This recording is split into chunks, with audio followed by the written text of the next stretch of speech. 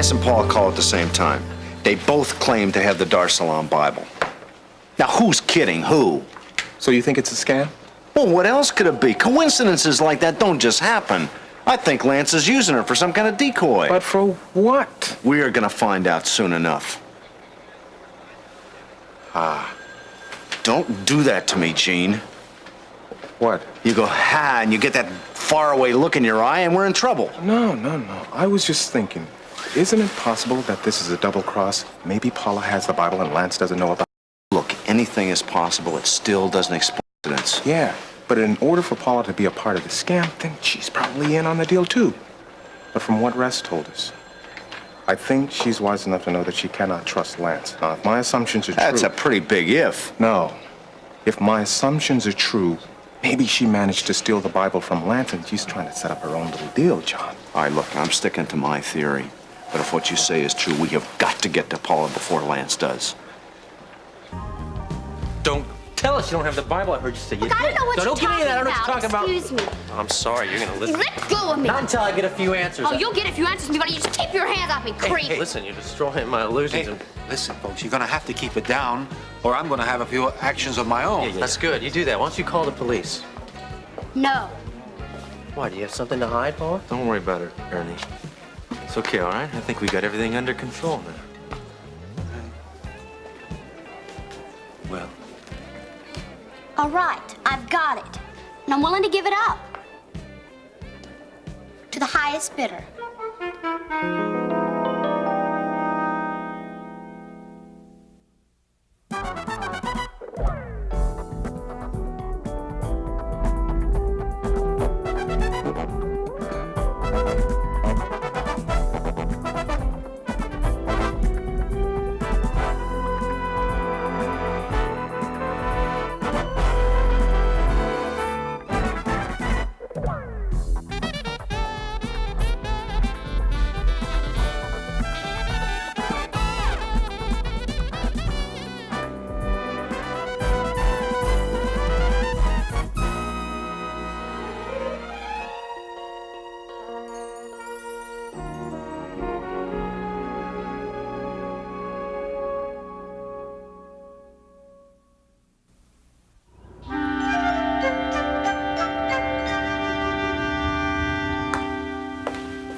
Come on, Charles. Quit the games. If you have something to say, say it. Well, there's been a change in Phyllis's condition. Preston flew up to be with her. Well, I am sorry to hear that. Of course, it can't have taken anyone by surprise. I don't think I've made myself clear. It's a change for the better. I realize that's a little unusual, but Alzheimer's disease doesn't really follow any predictable pattern. A change for the better? Well, I don't know how extensive it is, but it must have been dramatic enough for Preston to drop everything and rush up and find out for himself. Huh.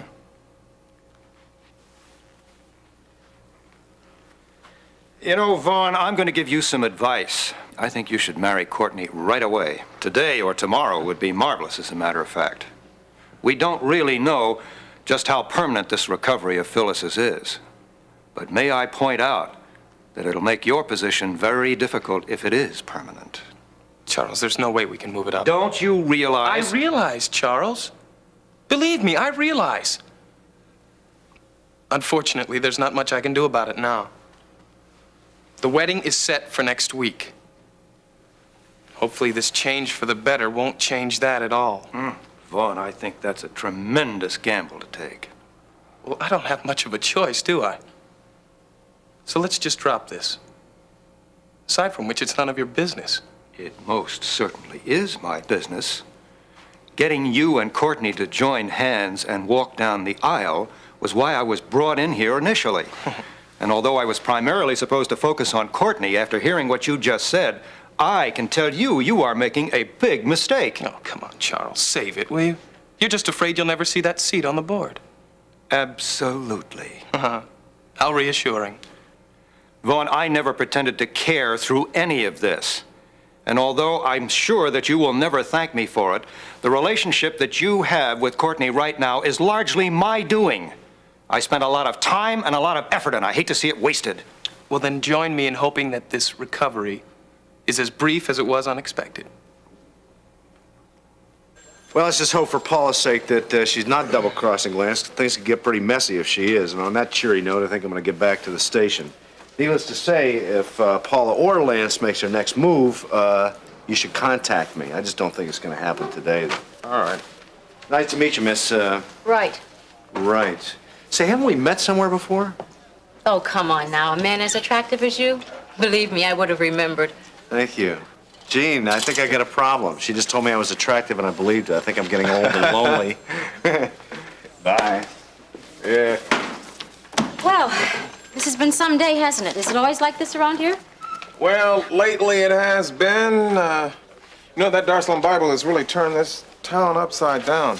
Not to mention that crazy princess, Well, too. tell me more about Paula. I mean, why would a woman like that allow herself to be involved with a man like this Lance? Oh. Well, Paula and Lance, they go back a few years. You see, Lance was her pimp at one time. I don't understand. Pimp? Yeah, that's right. I don't really know what that is. You are joking. No? What'd you do, grow up on another planet or something? No, it's just that, well, Father was very protective, and there were just certain things we never talked about in our house. Oh, I see. Well, a pimp is someone who manages prostitutes. Oh, a panderer. I beg your pardon? Oh, nothing. I understand now. But it's not exactly polite conversation now, is it? Oh, no, not exactly. But in this business, you learn to deal with all aspects of life, good and bad or indifferent. Well, Father may have been just a bit old-fashioned, but, I think I'm better off for it in the long run. But, tell me more about Paula. There's not really much to tell about Paula. I mean, she's tough, streetwise. But in my opinion, she's in over her head. Well, if what you say about her double-crossing this pimp are correct, well, how did she get the Bible from him? I mean, he appears to me to be a pretty tough character. That's the understatement of the year. I don't know. I really don't. But hopefully soon we will get some kind of answer, huh? Yes. Hopefully. Highest bidder, huh? It was already a highest bidder the other night at the auction, remember? That Bible's not yours. Now give it back, Paula. Yeah, sure. Peter Pan. And then you could read us some Sunday school lessons. Look, why don't we all just sort of take a seat and negotiate, okay? I'm not sure that I want to negotiate Well, about we're not giving you a choice. Jeremy? Come on. Sit. Ernie, get a couple of drinks over here, huh? First things first. Where's Lance? Do I have to put up with this guy? You better. I don't know. I don't care. Well, you're gonna care. Just as soon as Lance catches up with you. Don't worry. I'll be long gone by then. You're dead. You know that? Well, I'd say I'm looking pretty lively for a corpse, wouldn't you? I'd say it's just a matter of time, Paula. You know something? I don't like you. I'm crushed. I don't trust you either. Why don't you just go out in the parking lot and count cars or something, okay?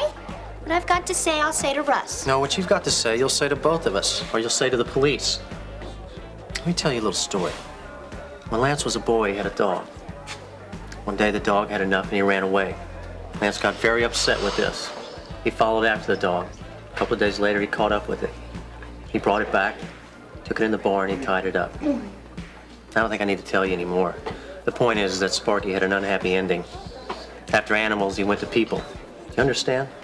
You're not telling me anything I don't already know. But what are you doing this to yourself for? I spent all that time getting you out of the gutter, and now here you are, right back in the middle of something that's gonna get you killed. You hear what I'm saying to you? You got so much to offer, Paula. Don't blow it. Everyone's getting along a little better now, I hope? Yeah, thanks. Thank you. Well, You're asking me to give up over $1 million. no, I'm trying to save your life. But giving it to you isn't going to change my position with Lance. Well, tell us where he is. We'll take care of that, too. Right, but I want it made absolutely clear to whoever's there that I didn't steal this thing, that I'm just returning Listen, it. you're not in a position to I bargain. promise. Now, where is he? Well, I've got some business to take care of. You know, Vaughn, I think you should consider using a source other than Preston for any information about Phyllis. He may decide only to tell you what's to his advantage. Thank you, Charles. But I don't think I could have gotten as far as I have without knowing something about human nature. And a pretty healthy boost from Daddy's millions, too. See you later.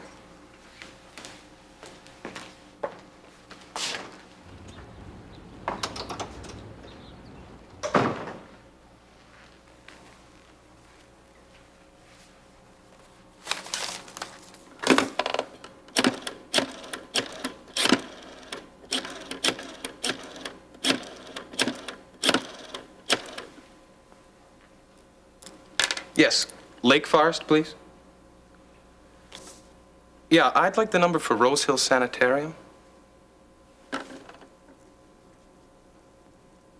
Thank you very much.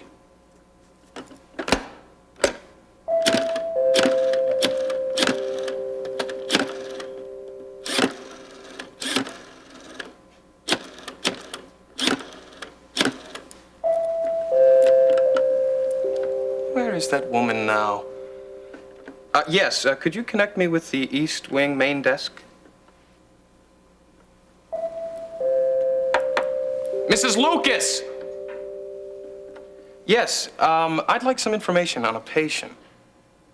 Carpenter. Phyllis Carpenter? Thank you. Courtney! Hello?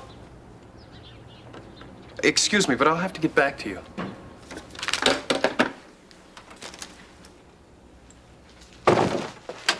Collecting for the Little League, Davidson? I thought I was being deliberately ignored. You were. And you're about to be deliberately thrown out. I need to speak with Courtney. Well, I'm sorry, she's not here. But I'd be more than happy to relay a message. Oh, I bet you would. Okay, well, tell her that we have a mutual friend to discuss. His name is Sanders. Vic Sanders?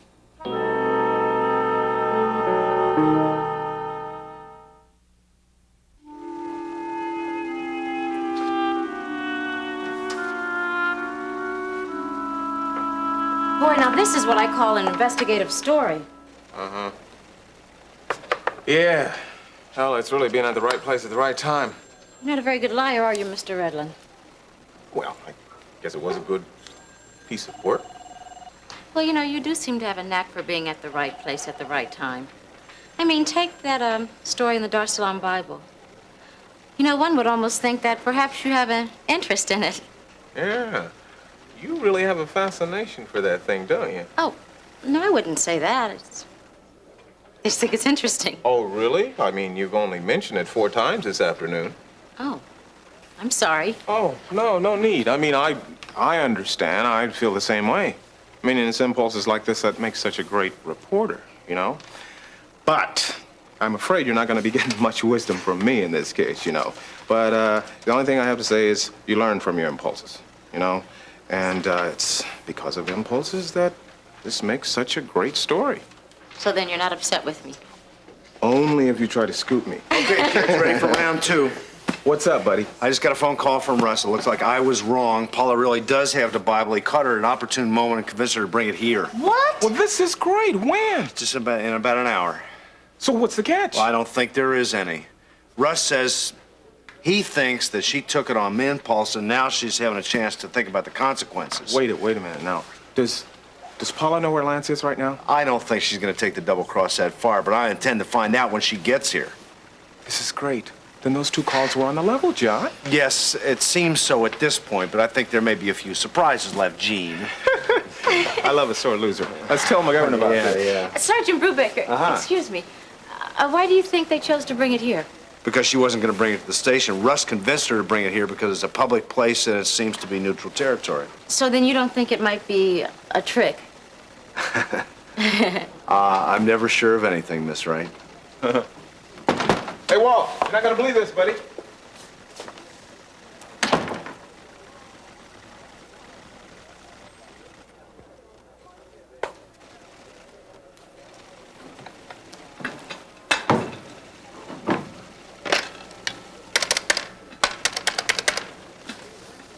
The presidential suite, please. Felix, it's me. Don't ask questions. Meet me at the Castaway Bar in 10 minutes. Good. Hurry up. Bye.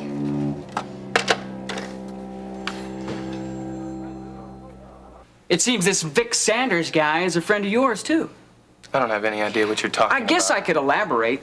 Really? I guess you could it leave. seems that he's been going down to the Chesterfield Free Clinic. He's got some problems. I said I don't know what you're talking about, and frankly, I don't care. Hey, you should care. Sanders is in big trouble. I'm not interested.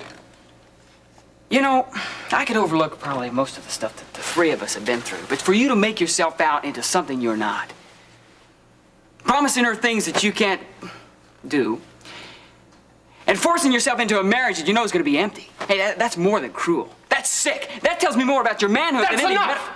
Oh, you want to hit me? Come on, hit me. Give me a reason. Come on. It's not my style. Besides, I can't stoop to your level. Oh, yeah? I got news for you. You have to climb up to my level. You don't worry me. In fact, with this little piece of information, I'm not worried about you at all. Still playing messenger boy, huh? Oh, I think it's more than that. Really? The last time you tried something like this, it was disastrous. I'd have thought you'd learned your lesson. That's very good, Vonnie. Very good. You should try your bluffing on somebody else, though. Because I know fear when I see it. In fact, I know I've won.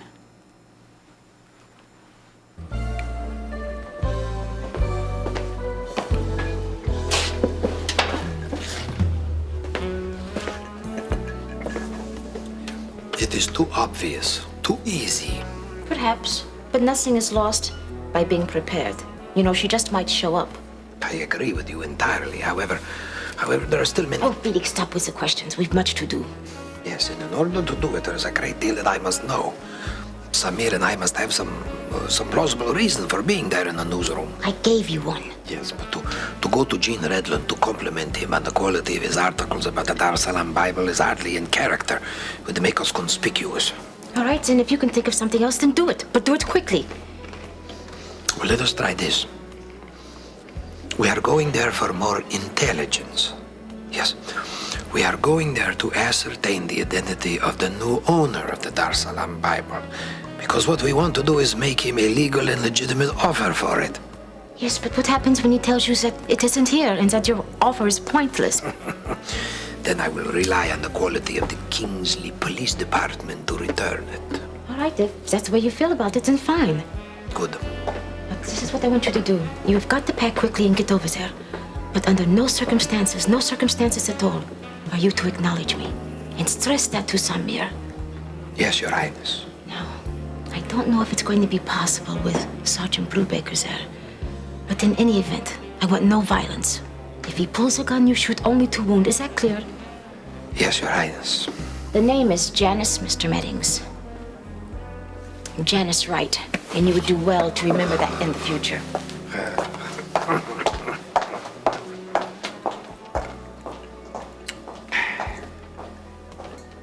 You know, nothing that you say is going to prove any of this.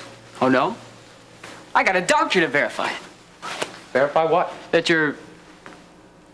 That Vic Sanders is sterile and impotent. You have no right to be doing... You have no right to destroy Courtney. Man, you're supposed to love her, to make her happy. All you're gonna do is hurt her. I'm not gonna let you do that. I need Courtney. That's part of the love. Yeah, the part of love that you need is someone to demean. Yeah, so you can feel superior. If I need to feel superior, all I have to do is think about someone like you. Oh, that's good. You can keep thinking that. But the truth is, people like me, we don't need sadistic thrills like you do. No, I see Courtney as somebody very good and pure. You see her for what she represents, and when you stand next to her, then you know what you're really like. That hurts, doesn't it, Vaughn? Boy, I wish I could feel sorry for you. I really do. Shut up! You gonna That's enough. Hit me. Come on, let's do it. Let's get this over with, okay? Okay, look, I'm not gonna say anything about how you're less a man. Because first of all, I have to be convinced that you're a human being.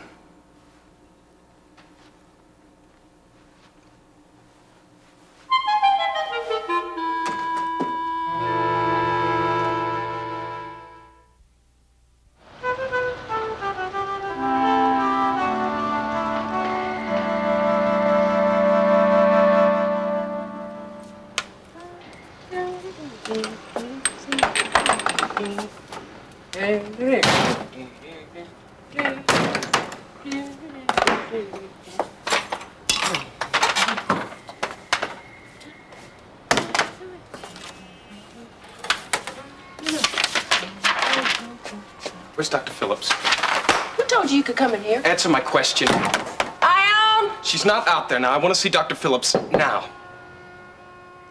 Well, he's busy. May I help you? Yes. Get him. Look, mister. Now. Please, have a seat. I'll see what I can do.